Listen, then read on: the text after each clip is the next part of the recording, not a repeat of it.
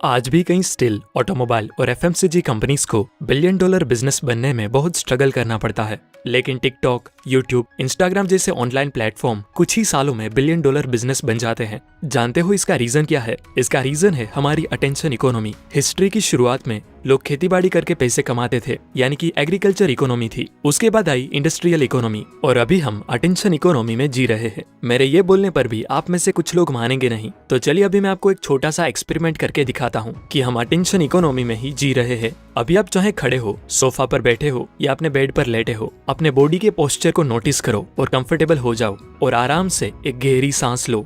क्या आप हिले? आपने सांस ली? अगर हाँ, तो भला आपने ऐसा क्यों किया? आप ग्लास और मेटल से बने एक टुकड़े को ही तो देख रहे हो। और ये वीडियो भी मैंने कब का बना के अपलोड कर दिया है, लेकिन आज भी ये वीडियो आपसे कुछ करवाता है, क्योंकि अभी आपका अटेंशन इस वीडियो पे है। मुझे गलत मत समझना, मेरा ये एक्सपेरिमेंट आपको सिर्फ यही बताने के लिए था कि आपका अटेंशन आपके पैसों से भी ज्यादा वैल्यूएबल है। आज एड, मूवी, टीवी, गाने, अखबार, कंपनीज और इवन सरकार, सबको आपका अटेंशन चाहिए। जानते हो इसका रीजन क्या है? इसका रीजन है, जब भी कोई चीज आपका अटेंशन गेन करके होल्ड कर पाती है, तो वो धीरे धीरे आपके बिहेवियर को इन्फ्लुएंस या मैनिपुलेट भी कर सकती है। बिजनेसेस आपसे अपना सामान खरीदवा सकते हैं, पॉलिटिशियन आपसे वोट ले सकते हैं, आइडियोलॉजीज और सो कॉल्ड रिलीजियस गुरुज आपको उनकी कम्युनिटी का पार्ट बना सकते हैं। मतलब आपके अटेंशन का पॉजिटिव इस्तेमाल भी हो सकता है और नेगेटिव इस्तेमाल भी हो सकता है। आप मानो या ना मानो, but attention is the fundamental currency of today's economy. आज बहुत सारे लोगों के लिए किसी एक चीज पर थोड़े टाइम के लिए भी फोकस कर पाना बहुत मुश्किल हो गया है। एक रिसर्च बताती है कि किसी वेबसाइट को खुलने में अगर 3 से 4 सेकंड का भी ज्यादा टाइम लगता है, तो मोर देन 20% लोग सीधा वो साइट बंद कर देते हैं।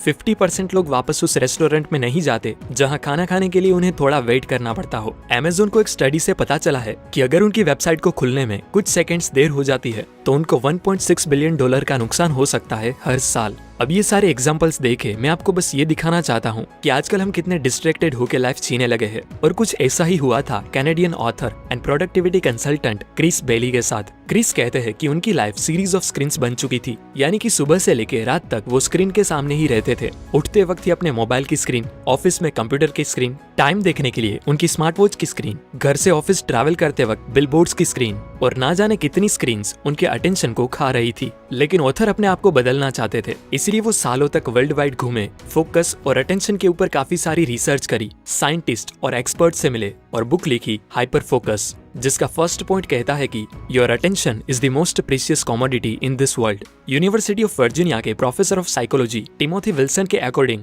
ह्यूमन ब्रेन अपने एनवायरनमेंट से हर second 11 million bits of information receive करता है, लेकिन उसमें से हर सेकंड वो 40 बिट्स ऑफ इंफॉर्मेशन ही एक्चुअल में प्रोसेस कर पाता है। इसका मतलब हमारे ब्रेन का भी एक लिमिटेड अटेंशनल स्पेस है। अटेंशनल स्पेस मतलब किसी भी चीज पर फोकस करके उसे प्रोसेस कर पाने की हमारी मेंटल कैपेसिटी। अटेंशनल स्पेस को ऑथर ह्यूमन ब्रेन की रैम भी कहते हैं। जैसे आपके स्मार्टफोन में जितनी ज्यादा रैम होगी, वो उतनी ही बड़ी एप्लीकेशंस को बिना हैंग हुए हैंडल कर पाएगा। सिमिलरली आपके ब्रेन का अटेंशनल स्पेस जितना ज्यादा होगा, उतनी ही ज्यादा फोकस से आप अपने इंपॉर्टेंट टास्क को कंप्लीट कर पाओगे। आपका एम होना चाहिए अपनी अटेंशनल स्पेस को बढ़ाना, और जरूरत के अकॉर्डिंग अच्छी नींद लेना भी आपके अटेंशनल स्पेस को 58% तक इंक्रीज कर सकता है। ऑथर कहते हैं कि अगर आप 1 घंटा नींद कम लेते हो, तो आप अगले दिन की 2 घंटे की प्रोडक्टिविटी खो रहे हो। आप अपने अटेंशनल स्पेस में जितने ज्यादा टास्क भरते जाओगे, उतने ही आप डिस्ट्रैक्टेड होते जाओगे। इसीलिए जब बात हो आपकी प्रोडक्टिविटी की, तो जितनी कम चीजों को आप अपना अटेंशन दोगे, उतने ही आप प्रोडक्टिव बनते जाओगे।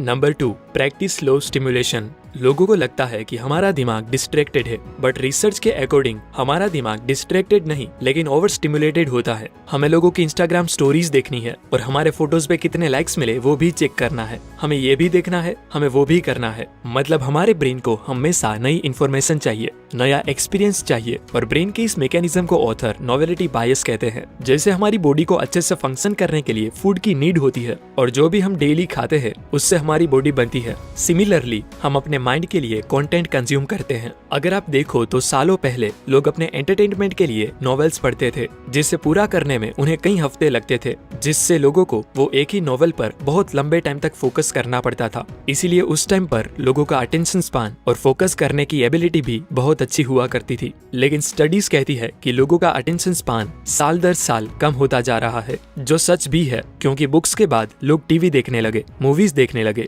जिससे डोपामिन रिलीज करने के लिए उन्हें सिर्फ 3 घंटे ही चाहिए। लेकिन अभी extra funny, extra stimulating fun to watch content जैसे मीम्स, रील्स और शॉर्ट वीडियोस ने लोगों के दिमाग को खोखला बना दिया है, क्योंकि ऐसे कंटेंट से हर सेकंड आपके दिमाग को डोपामिन का डोज मिलता है और आपका ब्रेन हर कुछ सेकंड बाद स्टिमुलेट होता रहता है। और जब भी आप कोई इंपॉर्टेंट काम करते हो तो आप बोर होने लगते हो, क्योंकि आपके दिमाग को हर कुछ सेकंड स्टिमुलेट होने की आदत हो गई होती है, जिससे वो अपने आप को स्टिमुलेट करने के लिए डिस्ट्रैक्शन ढूंढता है। जो आपने भी देखा होगा कि जब भी आप पढ़ाई करने बैठते हो तभी आपको बाजार के सारे काम याद आते हैं, क्योंकि आपका दिमाग हर सेकंड स्टिमुलेट होना चाहता है। इसीलिए वो आपको पेंडिंग काम याद दिला के आपको डिस्ट्रैक्ट करने की कोशिश करता है। एक स्टडी से पता चला है कि एक टीनेजर इंस्टाग्राम की एक पोस्ट पर ऑन एन एवरेज सिर्फ 10 सेकंड स्पेंड करता है और उसके एक सिंगल स्वाइप करने पर ही हजारों नई चीजें उसके दिमाग को स्टिमुलेट करने के लिए तैयार होती है। इसी हैबिट से लोगों का दिमाग ओवर स्टिमुलेटेड रहता है और ओवर स्टिमुलेटेड ब्रेन ही इजीली डिस्ट्रैक्ट हो जाता है। क्रिस बेली कहते हैं कि किसी भी चीज पर आप हाईली फोकस होकर तभी काम कर पाओगे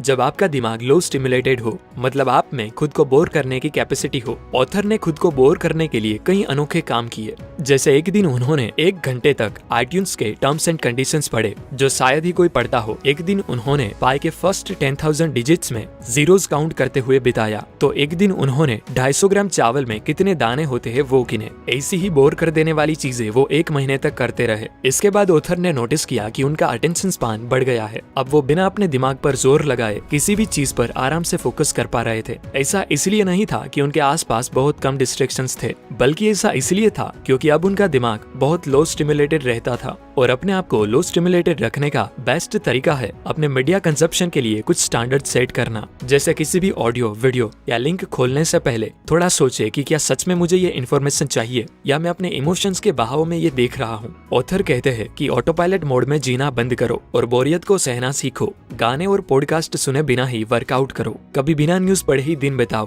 तो कुछ दिन यूट्यूब पे वीडियोस देखना ही बंद कर दो और देखो कि क्या आप उस लोअर लेवल ऑफ स्टिमुलेशन माने बोरियत को सह सकते हो। अगर हाँ, तो कोई भी डिस्ट्रैक्शन आपका कुछ नहीं बिगाड़ पाएगा। Number 3, doing nothing is not a waste of time.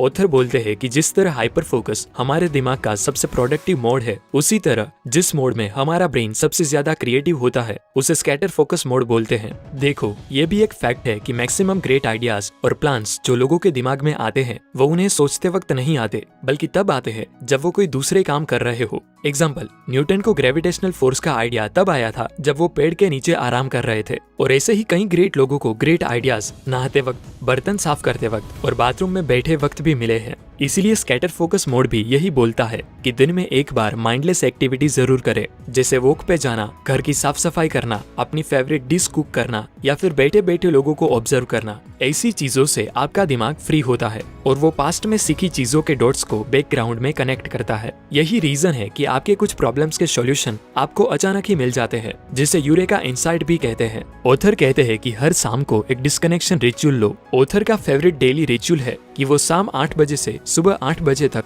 Internet use नहीं करते। उनका और उनकी वाइफ का एक वीकली डिस्कनेक्शन रिचुअल भी है। वो दोनों हर संडे को डिजिटल दुनिया से टोटली डिस्कनेक्टेड रहते हैं, जिससे वो नेचर और फैमिली के साथ टाइम बिता सके। आपने देखा होगा कि कुछ लोग पूरा दिन बस अपने मोबाइल में ही घुसे रहते हैं, जो क्रिस को जरा भी पसंद नहीं था। इसीलिए जब भी वो किसी के साथ डिनर पर जाते तब वो फोन स्वैप टेक्निक यूज करते, मतलब अपना मोबाइल सामने वाले को दे देते और सामने वाले का मोबाइल खुद के पास रखते, जिससे दोनों पर्सन अपने मोबाइल से डिस्ट्रैक्ट हुए बिना ही एक दूसरे को ज्यादा इंपॉर्टेंस दे पाते। ऑथर कहते हैं कि आपका अटेंशन ही आपकी जिंदगी बनाता है। अगर हम हर सेकंड डिस्ट्रैक्टेड है और हमारा दिमाग ओवर स्टिमुलेटेड है तो हम ऐसी लाइफ क्रिएट करेंगे जो बहुत डिस्ट्रैक्टेड हो। लेकिन जब हम बोर होना सीख लेंगे, जब हम लेस स्टिमुलेटेड बन जाएंगे, तब ना सिर्फ हमें प्रोडक्टिविटी, फोकस और आइडियाज जैसी चीजें मिलती है, बल्कि इसकी वजह से हम एक बेहतर जिंदगी भी जी पाते हैं। अब इस पूरे वीडियो को कुछ ही सेंटेंस में समराइज करके बताऊं तो, first, quality of your attention determines the quality of your life. इसीलिए ऐसी चीजों को ही अपना अटेंशन दो